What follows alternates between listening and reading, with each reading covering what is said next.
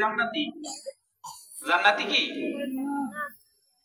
কিন্তু ওই জমিনেই এমন একজন পয়গম্বরকে আল্লাহ তাআলা পাঠিয়ে দিয়েছিলেন যার খাতিরে আল্লাহ তাআলা तमाम জাহানকে তৈরি করছে। সুবহানাল্লাহ। একটু আওয়াজ দিয়ে বলেন না সুবহানাল্লাহ। আমরা যারা এখনো বাইরে আছি মেহেরবানি করে মাহফিলে বসে পড়ি, কারণ বরকতপূর্ণ মাহফিল। কালকে এই মাহফিল হবে না, হবে কালকে কি পাওয়া যাবে? এই যে আপনারা মনে করতেছেন যে আমাদের চারপাশে মনে হয় কিছু নাই, নেভার। চারপাশে হাজার হাজার অগণিত ফেরেশতা আমাকে আপনাকে পাহারা দিচ্ছে। সুবহানাল্লাহ। আপনারা আল্লাহর বিশেষ মেহমান। রাসূলের ভাষ্য অনুযায়ী আপনারা জান্নাতের বাগান। কিন্তু দেখবেন ভালো কাজের লোক কম, খারাপ কাজের লোক বেশি। খারাপ কাজে কি লোক বেশি? খারাপ কাজে টাকা লাগে না, টাকার আগেই চলে যায়। ভালো কাজের ডেকে ডেকেও সাথে পাওয়া যায় না, আনা যায় না।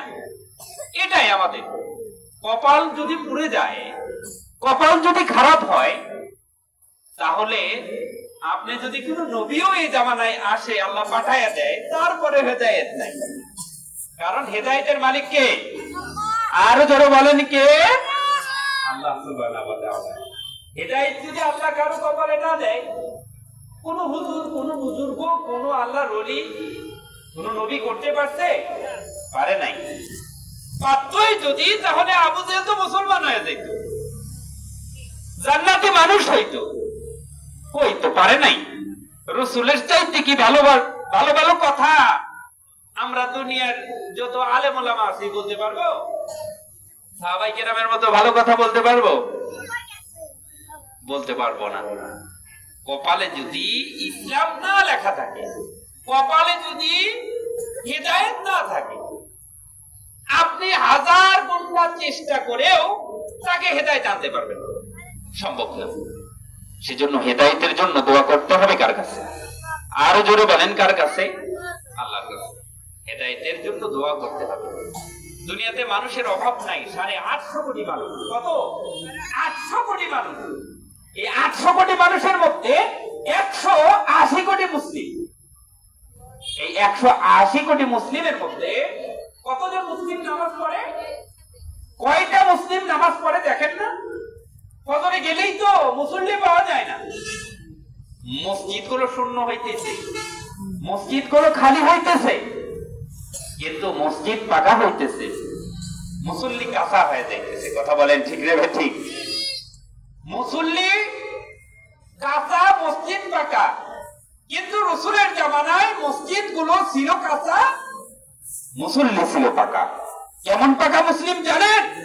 দুনিয়াতে থাকতেই জান্নাতের সার্টিফিকেট তারা অর্জন করেছে। সুবহানাল্লাহ। ও বন্ধুরা আমার, ভাইরা, পর্দার আড়ালের মা, এমন পাকা মুসলিম, এমন পাকা মুসলমান আমার নবী দুনিয়াতে গড়ে গেছে তার সাহাবায়ে কেরামদেরকে। এক নম্বরে মুসলমান হলো আবু বকর। যে আবু বকরকে আল্লাহ তাআলা নিজে সিদ্দিক উপাধি দান করে দিয়েছে। শুধু তাই নয়, এই সিদ্দিকে আকবর এমন সিদ্দিকে আকবর, যেই সিদ্দিকে আকবর রাসূলের জন্য জীবন দেওয়ার জন্য সবসময় প্রস্তুত। হযরত আবু বকর ডাক দিয়া বলে, পৃথিবীর মানুষেরা, ও পৃথিবীর লোকেরা, শুনিয়া রাখো, আমার জীবন দিয়া আমার বিবি, বাল বাচ্চা, ধন সম্পদ সব কিছু আমি কুরবান করতে রাজি। আমি মুহাম্মদুর রাসূলুল্লাহ সাল্লাল্লাহু আলাইহি ওয়াসাল্লামের প্রেম থেকে, ভালোবাসা থেকে, আদর্শ থেকে এক পাও পিছু হব না। সুবহানাল্লাহ। এমন মানুষ বলেছেন আমার নবী। শুধু তাই নয়, তারা কি দুনিয়াতে থাকতেই শুধু ভালো ছিল না? না, তারা আখিরাতেও ভালো থাকবে। কারণ প্রত্যেকটা বৃদ্ধ মানুষের সর্দার হবে সিদ্দিকে আকবর হযরতে আবু বকর রাদিয়াল্লাহু তাআলা আনহু। আল্লাহু আকবার। ও বন্ধুগণ আমার, ভাইরা, ও পর্দার আড়ালের মা,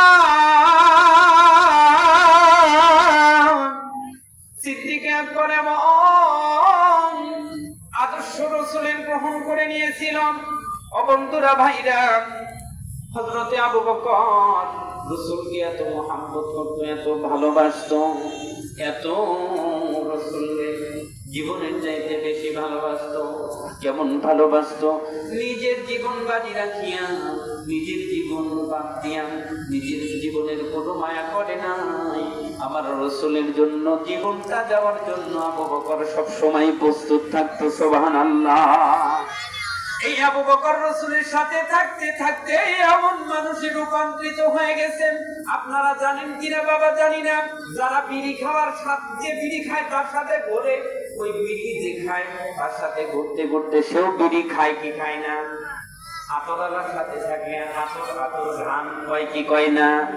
সুগন্ধি যদি মাখে তার সাথে যদি আপনি করেন, আপনাকেও সুগন্ধি, এক সময় আপনাকে আপনার শরীর থেকে সুগন্ধি বাহির হবে।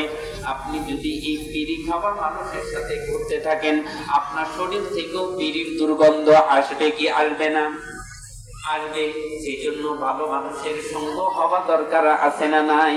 আল্লাহ তাআলা কোরআনের কারিমের মধ্যে, আল্লাহ তাআলা পবিত্র কোরআনের মধ্যে ডাক দিয়া বলছে, ইয়া আইয়ুহাল্লাযীনা আমানু কুনু মা'আস সাদিকিন। আল্লাহু আকবার।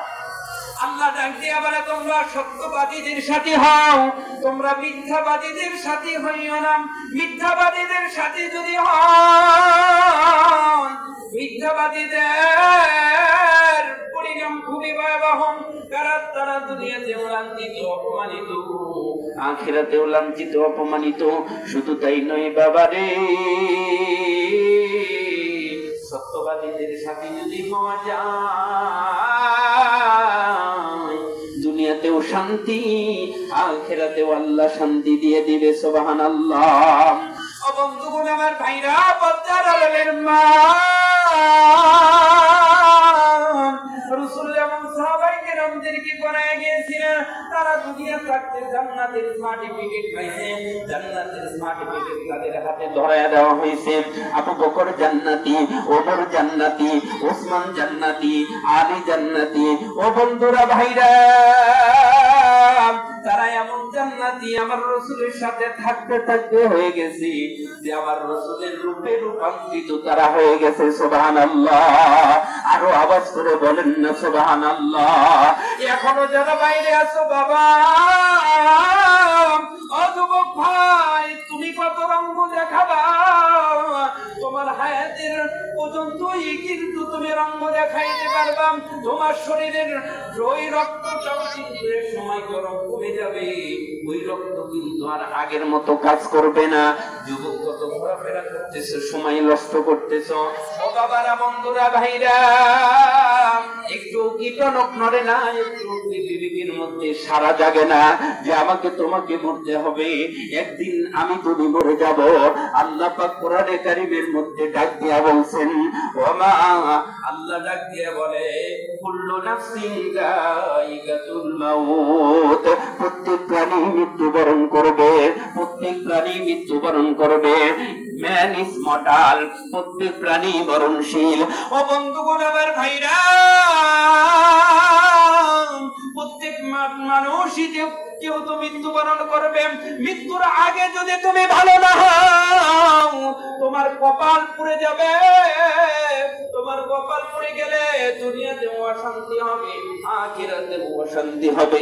সেই জন্য বাবারা, বন্ধুরা, ভাইরা, ও বন্ধুরা, ভাইরা, এ যুবক ভাই, বসে পড়ি ভাই, একটু বসে পড়ি। ওখানে দাঁড়ায় আছি কারা? একটু মেহেরবানি করে বসে পড়ি, নাহলে ভিতরে চলে যায়। না, বসে পড়ি, নাহলে ভিতরে চলে যায়। বন্ধুরা, ভাইরা, কথা বলতেছিলাম, মৃত্যু আমাকে তোমাকে একদিন না একদিন গ্রাস করবেই।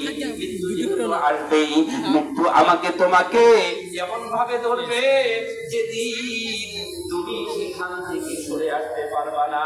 কথা বলেন ঠিক না বেঠি? কখন জানি, কোন জায়গায়, কোন সময়, কিভাবে আমার তোমার মৃত্যু হবে, একমাত্র আল্লাহ ছাড়া কেউ জানে না। কালেমা বলেন লা ইলাহা ইল্লাল্লাহ, লা ইলাহা ইল্লাল্লাহ। ও তোর মরণ কালে বুঝবি রে মন তোর নিদান কালে, বুঝবি রে মন তাওহীদ কালেমার কত যে গুণ। লা ইলাহা ইল্লাল্লাহ জোড়ে লা ইলাহা ইল্লাল্লাহ জোড়ে লা ইলাহা ইল্লাল্লাহ। এই কালিমার বন্ধু বেলা, এই কালিমার বন্ধু বেলা, কাজে লাগবে বিদায় বেলা। কথা বলেন ঠিক না বেঠিক? মুসলমান দাবি করলেন, কিন্তু কালেমা ছাড়া যদি মৃত্যু হয় বিপদ আছে না নাই? এখনো যারা বাইরে আছি মেহরবানি করে বসে পড়ি ভাই, এ মাহফিল কিন্তু তার কালকে থাকবে না। এই মাহফিল কিন্তু কালকে আপনি পাবেন না।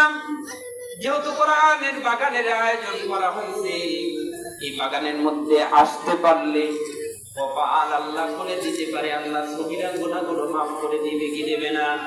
কারণ ওলামায়ে কিরাম মুসাফির মানুষ আসছে, খুলনা থেকে প্রধান বক্তা নিয়ে আসা হয়েছে। তার মুখ দেখে এবং তার চেহারার দিকে তাকায়া থাকলে, তার দিকে তাকায়া থাকলে মুসাফিরের দিকে তাকায়া থাকলে এবং তার দিকে দোয়া দিতে পারলে তার দোয়া আল্লাহ তাআলা কবুল করে নেয়। আপনারা সকলে জানেন 3 ব্যক্তির দোয়া কবুল। 1 নাম্বার মা বাবার দোয়া কবুল, 2 নাম্বার মুসাফিরের দোয়া কবুল, 3 নাম্বার মজলুমের দোয়া কবুল। এই 3 ব্যক্তি যদি দোয়া করে সরাসরি আরশে আজিমে দোয়াগুলো পৌঁছে যায়। সুবহানাল্লাহ। আওয়াজ করে বলেন না সুবহানাল্লাহ। ও বন্ধুরা আমার ভাইরা, আমাকে তোমাকে বানানো হয়েছে আল্লাহর গোলামীর জন্য। কিসের জন্য? আল্লাহ তাআলা ডাক দিয়া বলে, আমি এমনি তোমাকে খামাখা বানাই নাই, তোমার এই রূপ দেখার জন্য আমি বানাই নাই, তোমাকে দুনিয়ার কোনো কাজের জন্য বানাই নাই, দুনিয়ার কোনো লোভ লালসার জন্য আমি তোমাকে বানাই নাই। আমি তোমাকে বানাইছি আমার গোলামি করার জন্য। আল্লাহ তাআলা কোরআনে কারীমের মধ্যে ডাক দিয়া বলে, ওয়া মা খালাকতুল জিন্না ওয়াল ইনসা ইল্লা লিয়াবুদুন। আল্লাহু আকবার বলেন, জোরে বলেন না আল্লাহু আকবার। আল্লাহ ডাক দিয়া বলে, আমি তোমাকে বানাইছি এবং জিনকে বানাইছি আমার ইবাদতের জন্য, আমার গোলামির জন্য। তোমরা যদি আমার গোলামি, আমার দাসত্ব, আমার ইবাদত বন্দেগী কইরা এই দুনিয়া থেকে যদি কবর দেশে একবার পাড়ি দাও, ওই কবরটা আমি তোমার জন্য প্রশস্ত করে দেব। সুবহানাল্লাহ। ও বাবারা, বন্ধুরা, ভাইরা, তুমি দুনিয়ার উপর দাম্ভিক করে তুমি তোমার গৌরব দেখায়া পাটা উঁচা করে মাটির উপর ফালাও, মাটির উপর ফালায় তুমি দেখাও তুমি বড় শক্তিশালী, তুমি বড় দাম্পটওয়ালা, তুমি বড় গরমওয়ালা, তোমার বড় পাওয়ার। না না বন্ধু, না না, পাওয়ার একমাত্র কার? একমাত্র শক্তিশালী হলো আমার আল্লাহ। আল্লাহ তাআলা ডাক দিয়া বলে, আল্লাহ আলা কুল্লি শাইইন কদির। আল্লাহু আকবার বলেন। আল্লাহ ডাক দিয়া বলে, সবচাইতে শক্তিশালী, সবচাইতে ক্ষমতাবান আমি আল্লাহ। আমার চাইতে ক্ষমতাবান পৃথিবীতে কেউ নাই। আল্লাহ পাক কোরআনে কারীমের মধ্যে ডাক দিয়া বলেন, আমি কাউকে ধনী বানাতে পারি, কাউকে আবার ফকির বানাতে পারি, কাউরে ইজ্জত দিতে পারি, কাউরে আবার ইজ্জত থেকে ছিনিয়ে নিতে পারি। আমার আল্লাহ পারে কি পারে না? বন্ধু বলেন, জোরে বলেন না আল্লাহ পারে কি পারে না? একটু আওয়াজ করে বলেন না পারে কি পারে না? আল্লাহ তাআলা ডাক দিয়া বলে, কুলিল্লাহুম্মা মালিকাল মুলকি তুতিল মুলকা মান তাশা ওয়া তুইজ্জু মান তাশা ওয়া তুযিল্লু মান তাশা ওয়া বিয়াদিকাল খায়র ইন্নাকা আলা কুল্লি শাইইন কাদির। আল্লাহু আকবার। আচ্ছা বলেন তো, কোরআনের কথা কি মিথ্যা হবে? এক করে দাও।